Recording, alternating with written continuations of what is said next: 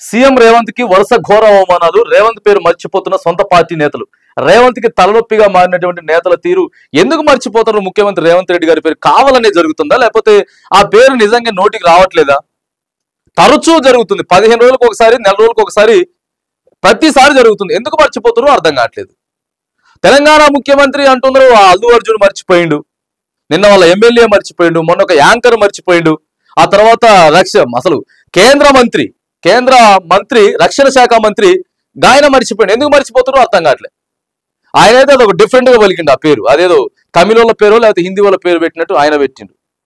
నిన్న Wyra MLA రాముల్ Naik first Ponguleti Srinivasa Reddy అన్నాడు, తర్వాత తుమ్మల నాగేశ్వరరావు, తర్వాత లాస్ట్ కి అందరూ మొత్తం ఇటు తెల్లగా ఆయనకి చూసేసరికి రేవంత్ రెడ్డి అని లాస్ట్ లో అన్నాడు.